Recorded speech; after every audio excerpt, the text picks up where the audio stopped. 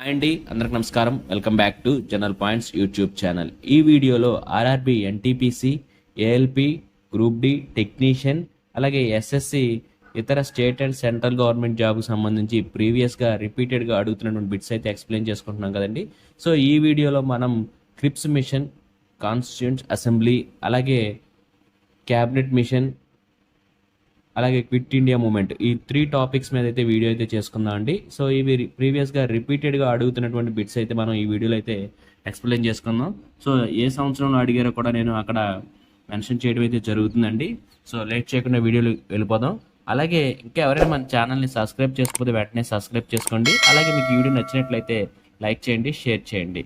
So first bit వచ్చేసి, which British prime minister sent Cripps mission to India? So ఏ British prime minister Cripps మిషన్ని ఇండియాకి పంపించారు అన్నారండి. సో ఆన్సర్ వచ్చేసి Winston Churchill. So Winston Churchill గారు అయితే మనకి బ్రిటిష్ ప్రైమ్ మినిస్టర్ గారు క్రిప్స్ మిషన్ అయితే ఇండియాకి అయితే పంపించడం జరిగిందండి. సో ఇది ఎన్టీపీసీలో ప్రీవియస్గా అడిగినటువంటి బిట్ అండి. సో ఏ షిఫ్ట్లో అడిగారో కూడా అక్కడ పక్కన మెన్షన్ చేస్తున్నాను, నేను ప్రతిసారి అయితే చెప్పను. అలాగే నెక్స్ట్ బిట్ వచ్చేసి, which prime minister cent the క్రిప్స్ mission to India in 1942?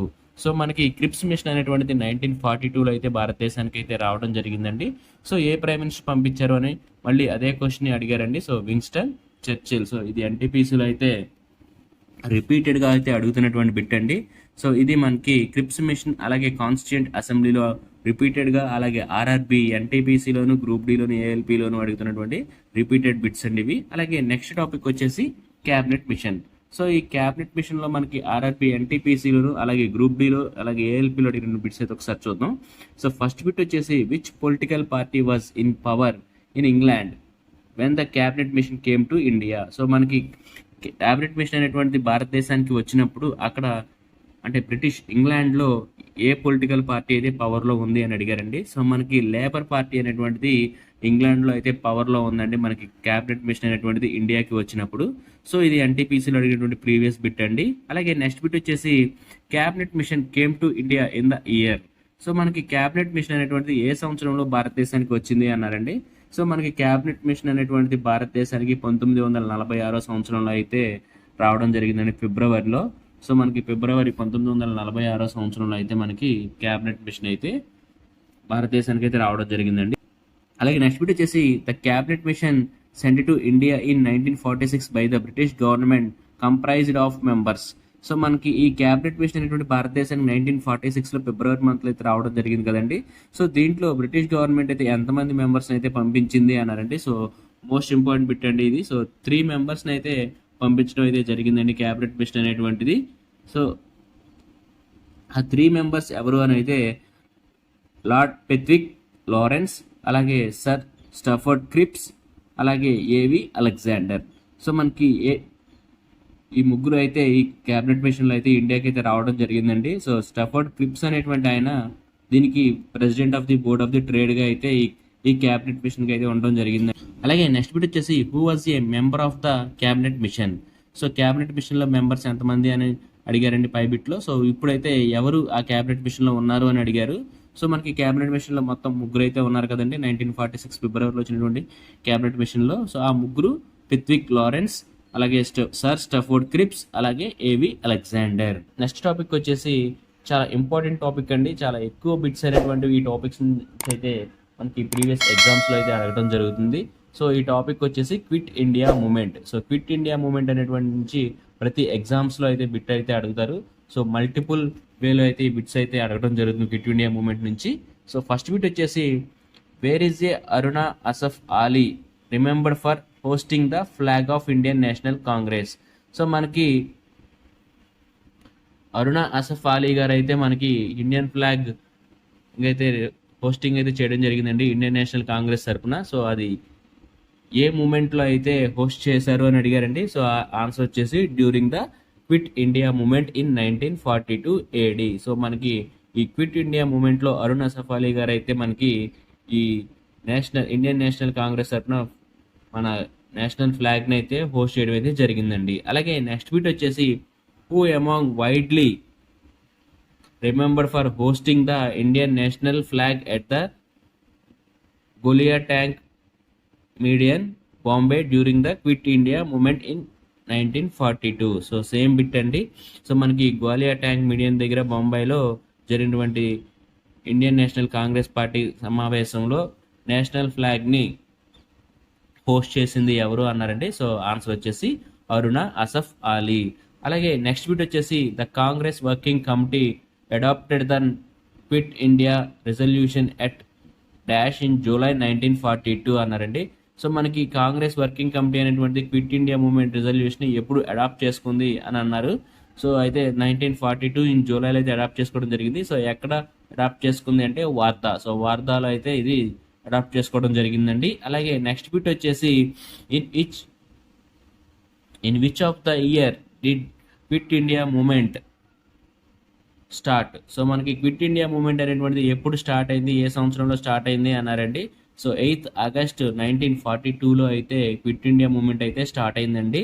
అలాగే నెక్స్ట్ బిట్ వచ్చేసి the quit India moment started in. So మనకి క్విట్ ఇండియా మూమెంట్ అనేటువంటిది ఎక్కడ స్టార్ట్ అయింది అన్నారండి. సో మనకి క్విట్ ఇండియా మూమెంట్ అనేటువంటిది బాంబేలో అయితే స్టార్ట్ అయిందండి. అలాగే నెక్స్ట్ బిట్ వచ్చేసి quit India moment was started in. So మనకి బాంబేలో స్టార్ట్ అయినటువంటి క్విట్ ఇండియా మూమెంట్ ఎప్పుడు స్టార్ట్ అయింది అన్నారు, 8th ఆగస్ట్ 1942. అలాగే నెక్స్ట్ బిట్ వచ్చేసి quit India moment begin in 1942 with dash call by Mahatma Gandhiji. So Mahatma Gandhi గారు ఏ నినాదం అయితే ఇచ్చారు అని అడిగారండి. సో ఆన్సర్ వచ్చేసి do or die. So do or die నినాదంతో క్విట్ ఇండియా మూమెంట్ అనేటువంటిది 1942లో గాంధీ గారు ఇచ్చిన నినాదంతో అయితే స్టార్ట్ అయిందండి. అలాగే నెక్స్ట్ బిట్ వచ్చేసి in which year quit India moment was started. So ఇది 8th ఆగస్ట్ 1942. సో మనకి మోస్ట్లీ బిట్స్ అనేటువంటి క్విట్ ఇండియా మూమెంట్ అనేటువంటిది ఎప్పుడు స్టార్ట్ అయింది అనేటువంటి పాయింట్ మీద అయితే అడగడం జరిగింది. సో రిపీటెడ్గా ఎన్టీపీసీలోను, గ్రూప్ డిలోను, ఏఎల్పీలోను, ఏంటి రిపీటెడ్గా జేఈలోను రిపీటెడ్గా అయితే అడగడం జరిగిందండి బిట్. అలాగే నెక్స్ట్ బిట్ వచ్చేసి when did the Mahatma Gandhiji started quit India moment. So same bit మళ్ళీ రిపీట్ అయిందండి. మహాత్మా గాంధీ గారు ఎప్పుడు క్విట్ ఇండియా మూమెంట్ స్టార్ట్ చేశారు అన్నారు. సో ఆన్సర్ వచ్చేసి 8th ఆగస్ట్ 1942. మళ్ళీ సేమ్ బిట్ అయితే రిపీట్ అయిందండి. In which year quit India moment was started, 8th August 1942. అలాగే నెక్స్ట్ బిట్ వచ్చేసి the quit India moment was launched at the Bombay session of all India Congress committee by Mahatma Gandhiji in year dash 1942 అన్నారండి. So మనకి ఎప్పుడు quit India moment అయితే బాంబే సెషన్లో start అయింది అన్నారండి. So answer వచ్చేసి 8th August 1942.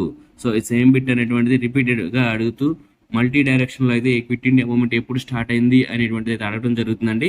So quit India moment అనేటువంటిది 8th ఆగస్ట్ 1942లో అయితే స్టార్ట్ అయింది. అలాగే నెక్స్ట్ బిట్ వచ్చేసి quit India moment played an important role in the freedom struggle of India which incident happen after his moment.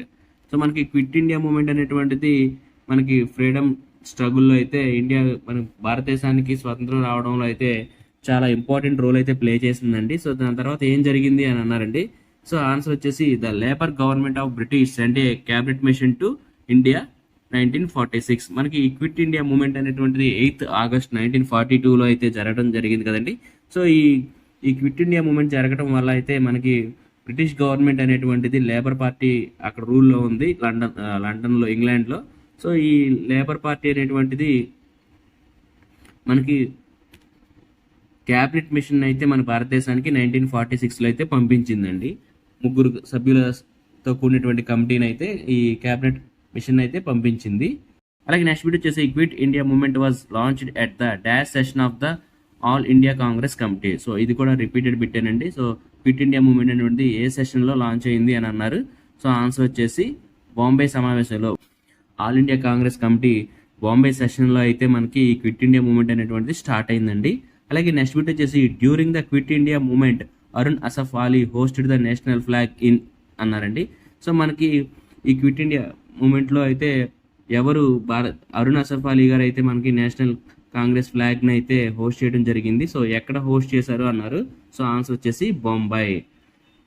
అలాగే next bit వచ్చేసి August Kranti is also known as dash the moment అన్నారండి. So August Kranti అని దేన్ని అంటారు అన్నారండి. So answer వచ్చేసి quit India moment. So August Kranti అనేటువంటిది Quit India మూమెంట్ని అయితే అంటారండి.